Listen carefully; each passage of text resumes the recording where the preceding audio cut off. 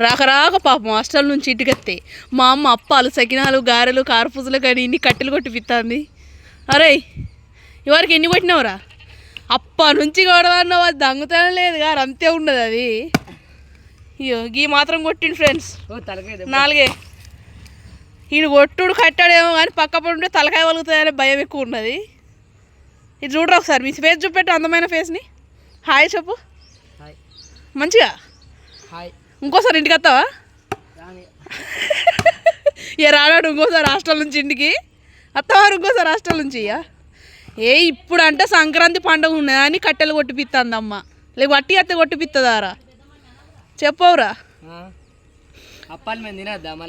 అప్పాలు అది అందుకే కొట్టిపిస్తుంది. మరి హాస్టల్ కొట్టుకపోతాడట, అందుకే కష్టపడి కట్టెలు కొడతాడు.